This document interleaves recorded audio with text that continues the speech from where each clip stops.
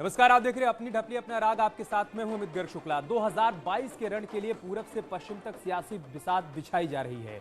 BJP जहां पूर्वांचल के बाद अब पश्चिम पर फोकस कर रही है, तो वहीं अखिलेश छोटे छोटे दलों से गठबंधन कर बड़ा कमाल करने के मूड में नजर आ रहे हैं। अखिलेश और जयंत चौधरी की बात 36 सीटों पर करीब करीब तय हो चुकी है।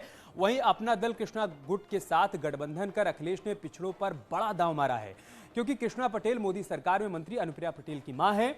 वहीं आम आदमी पार्टी के सांसद और यूपी प्रभारी संजय सिंह ने भी अखिलेश यादव से मुलाकात की है। ये माना जा रहा है कि दोनों दल जल्द ही औपचारिक ऐलान भी कर सकते हैं। उधर सियासी सेंधमारी जारी है। रायबरेली से कांग्रेस की युवा विधायक अदिति सिंह भी बीजेपी का दामन थाम सकती हैं। और इन सब के बीच कल पीएम मोदी एक बार फिर से उत्तर प्रदेश के दौरे पर हैं। वो जेवर में बन रहे एशिया के सबसे बड़े एयरपोर्ट का शिलान्यास करेंगे।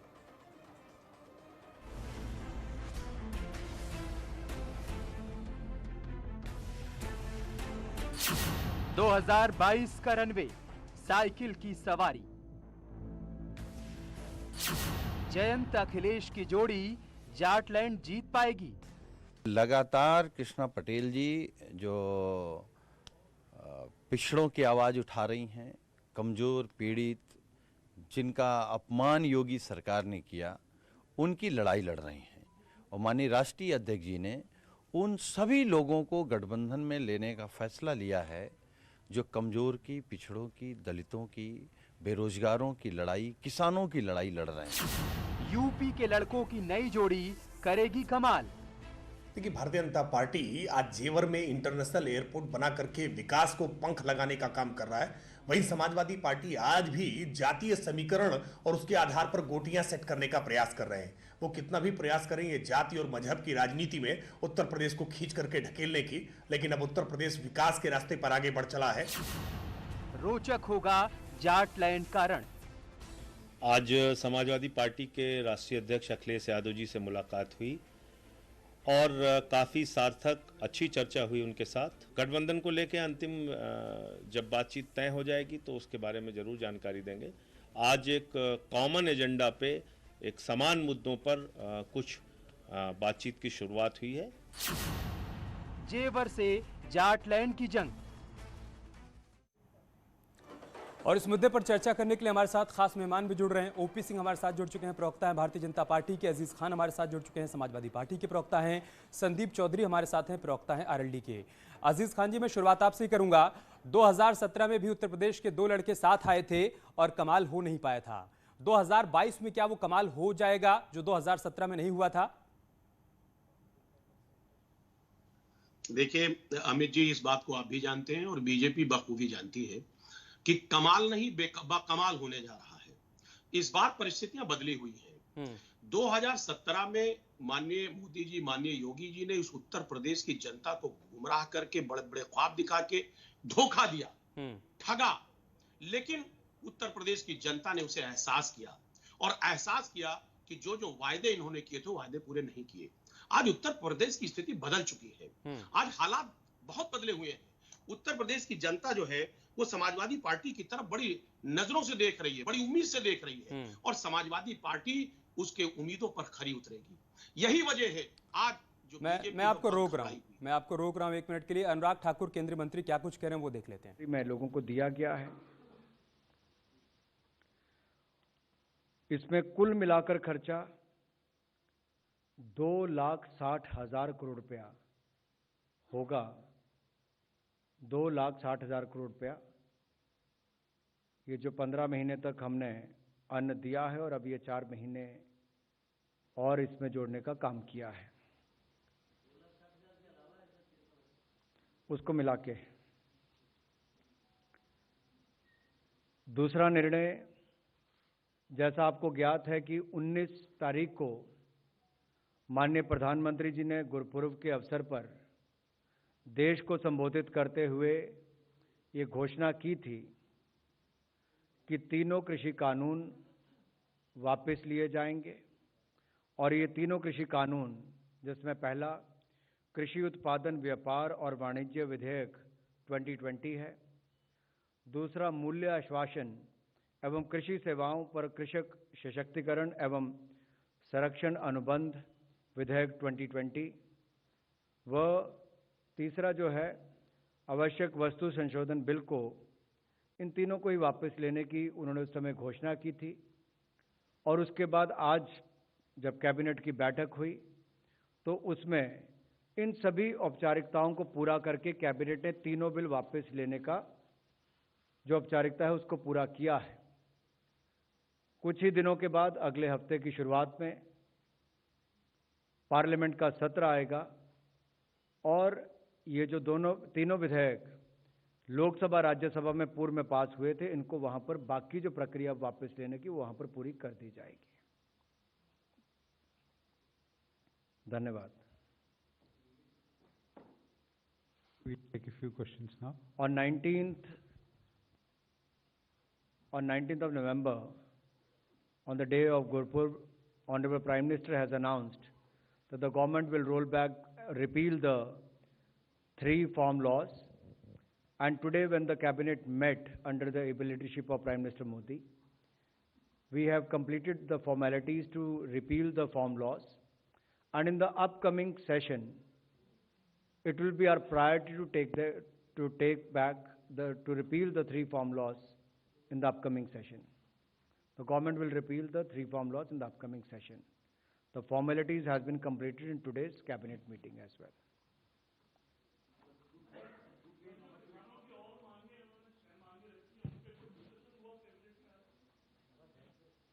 कैबिनेट के जो 2 निर्णय हैं वो मैंने आपके सामने रखे हैं और मैंने ये भी विस्तार में कहा कि जो 19 तारीख को घोषणा माननीय प्रधानमंत्री जी ने की थी, उन्होंने यही कहा था कि हम इसको जल्द वापस लेने की प्रक्रिया पूरी करेंगे। पहली कैबिनेट में वापस भी करने की प्रक्रिया पूरी कर ली, औपचारिकताएं पूरी हो गई और अब जैसे ही विंटर सेशन की शुरुआत होगी वहां पर भी प्राथमिकता के तौर पर ये करने का काम किया जाएगा।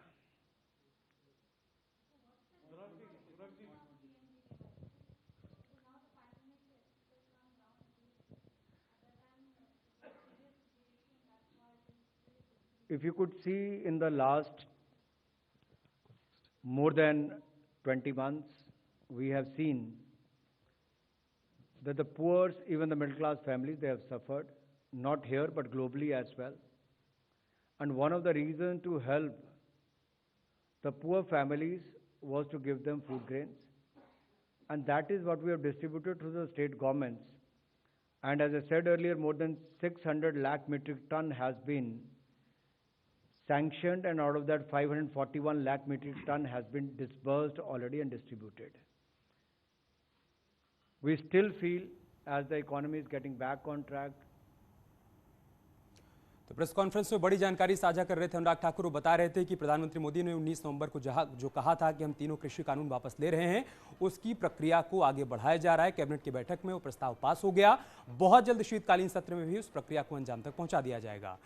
अजीज खान साहब, मैं आपसे रिएक्शन लूंगा, लेकिन उससे पहले ओपी सिंह जी, क्या लगता है डैमेज कंट्रोल हो जाएगा तीनों कृषि कानून वापस ले लेने के बाद जाटलैंड में? देखिए, ऐसा है कि प्रदेश और केंद्र की सरकार जब से बनी है हमेशा किसानों के हित में काम किया है। उसको किसान जानते भी हैं, वो जानते भी हैं, क्योंकि उत्तर प्रदेश की सरकार की जो पहली कैबिनेट बैठक हुई थी और जो हमने संकल्प पत्र में कहा था, पहली बैठक में ही 36,000 करोड़ रुपया 86 लाख किसानों का कर्ज माफ किया। इसके अलावा बहुत सी चीजें इसको बताने की और उसकी आवश्यकता नहीं है। तो जो भी फैसला केंद्र की सरकार ने ली है वो किसानों के हित में ली है, राष्ट्र हित में ली है। और जो ये तीनों कानून जो बनाया था उस समय भी बताया गया कि ये किसानों के हित में है। ये एक प्रकार से वैकल्पिक व्यवस्था थी, पिछली व्यवस्थाओं को ये तीनों कानून प्रभावित नहीं कर रहा था, लेकिन कुछ किसानों के बात यह समझ में नहीं आई। और इसके लिए देखिए, जो भी कुछ विपक्षी दल कह रहे हैं कि जीत हो गई, हार हो गई, हम अड़े थे, मतलब तरह तरह की बात करते हैं, लेकिन सवाल ये उठता है कि देश के किसानों और देश के हित में हम अड़े या झुके या हारे या जीते की बात नहीं है। ये बात किसानों और उसके हित दोनों बातें एक साथ नहीं हो सकती ना, या तो फिर पहले देश हित था या तो फिर अब देश हित है। अजीज खान साहब, क्या लग रहा है आप लोगों को, एक बहुत बड़ा मुद्दा आप लोगों के हाथ से चला गया सरकार के इस बड़े फैसले के बाद?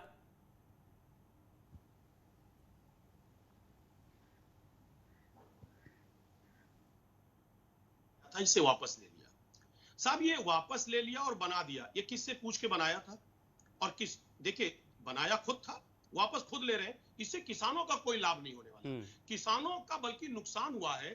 12 महीने से किसान जो है वो धरना प्रदर्शन कर रहा है, 700 किसान शहीद हो गए, तमाम घर परिवार लूट गया, तमाम किसान परेशान हुआ, उनको मारा गया, पीटा गया, उनको कुचल दिया गया। किसानों का फायदा क्या हुआ? भाई किसान जो मांग पहले कर रहे थे कि एमएसपी की वो गारंटी चाह रहे थे साहब, वो पहले भी मांग कर रहे थे और कई सारे मांग थे, उस मांग पर तो कोई चर्चा हुई नहीं, उस मांग पे तो ये मांग माना नहीं गया। तो जब किसानों की कोई मांग मानी नहीं गई, लगातार किसानों का नुकसान हुआ है, तो आखिर किसान का फायदा क्या हुआ? भाई खुद उन्होंने कानून बनाया था, खुद कानून वापस ले लिया। एक बात और बता दें, ये कानून जब बनाया गया था तो अध्यादेश लाया गया था, और अध्यादेश का कानून ये होता है कि आर्टिकल 1, 2, 3 123 पे ये है, राष्ट्रपति जब मंजूरी देता है बहुत इमरजेंसी काम के लिए, बड़ा महत्वपूर्ण कोई काम हो और इमरजेंसी हो, यानी अध्यादेश ला करके इसको राष्ट्रपति का सिग्नेचर कराया गया था। क्या महत्वपूर्ण था? केवल उद्योगपतियों को, अपने उद्योगपति मित्रों को फायदा पहुंचाने के लिए इसमें यह कानून लाया गया। लेकिन अब तो आपको अपना फायदा नजर आ रहा है ना, अब तो आपको अपना फायदा नजर आ रहा है, तभी तो जयंत चौधरी को भी आपने साथ में ले लिया। संदीप चौधरी जी, 2014 में, फिर 2017 में, 2019 में लगातार सफाया होता चला गया आरएलडी का पश्चिमी उत्तर प्रदेश में। क्या अब अखिलेश यादव के साथ आ जाने के बाद आपको लग रहा है कि एक बार फिर से आपका वोट बैंक आपकी तरफ लौट आएगा? उम्मीद जगी आप लोगों के भीतर? देखिए, मैं आपको क्लियर कर दूं, नेता के अंदर उम्मीद जगना या किसी भी नेता की हार जीत होना, हमने अरुण जेटली जी को भी चुनाव हारते देखा, स्मृति ईरानी को भी चुनाव हारते देखा, तो हार जीत राजनीति का एक हिस्सा है। लेकिन जिस तरीके से वोट बैंक गया था, जिस तरीके से अलग अलग पार्टी के बड़े बड़े नेता हारे, उसका विश्लेषण जरूरी है। उसका विश्लेषण इसलिए जरूरी है कि हारने वाले नेताओं ने बड़े बड़े झूठ नहीं बोले। हारने वाले नेताओं ने यह नहीं कहा था कि 2 करोड़ रोजगार हर साल हम देंगे। हारने वाले नेताओं ने यह नहीं कहा था कि हम किसानों की आय 2 गुना कर देंगे। हारने वाले नेताओं ने यह नहीं कहा था कि 1 रैंक 1 पेंशन सैनिकों किसी से झूठ नहीं बोला था। हारने वाले नेताओं ने कोई भी इस तरीके का वादा कि काला धन लेकर के 15-15 लाख तुम्हारे खाते में आ जाएंगे, ऐसा कोई वादा नहीं किया था। इसलिए एक बार कहते हैं काट की हांडी एक बार चढ़ाई जा सकती है। आपने देखा, उसके बाद आपने बंगाल में हार का सामना किया, आपने राजस्थान में हार का सामना किया, आपने महाराष्ट्र खो दिया। इस तरीके से आप लगातार देख रहे हैं वो जीत, वो जादू कहां गायब हो गया। मुझे लगता है उनकी चिंता करने से ज्यादा जरूरी है संदीप जी कि आप लोग अपनी चिंता करिए, क्योंकि आप ये कह रहे हैं कि अरुण जेटली जी भी हार गए, लेकिन पूरी तरीके से पार्टी का सफाया हो जाना, वो भी उसके गढ़ में, ये चिंता की बात तो है ना। ठीक है अजीज खान साहब, आप लोग ये कह रहे हैं कि सिर्फ विकास की बातें हो रही हैं, बीजेपी कह रही है कि हम पूर्वांचल से लेकर पश्चिमांचल तक हर तरफ विकास कर रहे हैं, पूर्वांचल में एक्सप्रेसवे बना दिया, अब जेवर में एयरपोर्ट का शिलान्यास करने जा रहे हैं, तो सारे मुद्दे तो आपके हाथ से छिनते चले जा रहे हैं। देखिए अमित भाई, एक तो मेरा बेसिक सवाल है कि जो जेवर में जिसका शिलान्यास होने जा रहा है, जिस एयरपोर्ट का, माननीय मोदी जी क्या ये तय कर चुके हैं कि किस उद्योगपति को देंगे या नहीं तय कर पाए? ये पहला सवाल, क्या ये तय कर चुके या नहीं तय कर चुके? दूसरी बात मैं बताना चाहता हूं, 3 साल पहले इसकी प्रक्रिया शुरू हुई थी, 8 गांव उजाड़े गए, 9000 किसान इसमें बेघर हो गए, और भूमि अधिग्रहण का जो कानून है उसको अगर देखा जाए तो उसके अंतर्गत लोगों को बसाया जाता है। कई परिवार, एक सैकड़ों की संख्या में परिवार है जिनको बसाया नहीं गया और उनको कीमत भी नहीं मिली। वो किसान इतने गरीब हैं कि वो जानवरों का काम करते थे, वो दुग्ध उत्पादन करते थे, पशुपालन करते थे साहब, उनको विस्थापित वो हुए, लेकिन उनको जगह नहीं दिया गया। एक बात, और ये ख्वाब दिखाया गया, सपने दिखाए गए कि वहां पर 20 लाख रोजगार पैदा होंगे। मैं जानना चाहता हूं, कई जगहों का मोटा मोटा मैं एग्जाम्पल देना चाहूंगा कि मिहान आपका जो यहाँ नागपुर में है, वहां पर भी कार्गो बनाने की बात कही थी और कहा था साहब वहां तमाम रोजगार पैदा हो गया। अभी नितिन गडकरी जी का एक बयान आया इंडियन एक्सप्रेस में 1 फरवरी 21 को। ओपी सिंह जी, आप जल्दी से इस पर जवाब दे दीजिए। और साथ ही साथ एक सवाल और कि 2017 में जो रणनीति आप लोगों ने अपनाई थी छोटे दलों को साथ लाने वाली, क्या उसी रणनीति के तहत इस बार अखिलेश यादव आगे बढ़ रहे हैं क्या, और इससे आप लोगों को नुकसान हो रहा है क्या? संजय सिंह भी उनसे मुलाकात कर रहे हैं, कृष्णा पटेल भी मुलाकात कर रही है, जयंत चौधरी से बात बनी गई है। ठीक, एक सेकंड, ठीक, चुनाव के पहले कुछ लोग विजय यात्रा निकाल रहे हैं, कुछ लोग प्रतिज्ञा यात्रा निकाल रहे हैं, कुछ लोग परिवर्तन रथ यात्रा निकाल रहे हैं, तो कुछ लोग जन आशीर्वाद रथ यात्रा निकाल रहे हैं। उसमें हम भी पीछे नहीं है, हम भी उत्तर प्रदेश में यात्रा निकाल रहे हैं, लेकिन हम जो है उत्तर प्रदेश के विकास की यात्रा निकाल रहे हैं। आप देखिए, कुछ दिन पहले हमारे प्रधानमंत्री आदरणीय जो है मोदी जी ने उत्तर प्रदेश को एक साथ 9 मेडिकल कॉलेज दिया, उसमें भी विपक्ष को रोना आ रहा है। कैसे 9 मेडिकल कॉलेज हो गया, क्योंकि देश की आजादी के बाद उत्तर प्रदेश में 4 ही मेडिकल कॉलेज था, आज 30 मेडिकल कॉलेज हो गया।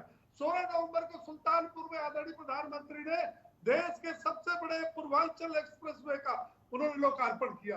उस पर वो तो कह रहे हैं कि हमारी योजना थी, आपने लोकार्पण का लोकार्पण कर दिया। ठीक है, बहुत शुक्रिया आप सभी का हमारे साथ जुड़ने के लिए, क्योंकि समय हमारे पास इतना ही था।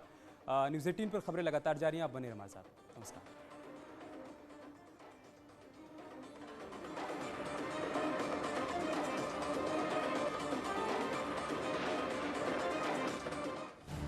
आप देख रहे हैं न्यूज़ 18 उत्तर प्रदेश उत्तराखंड।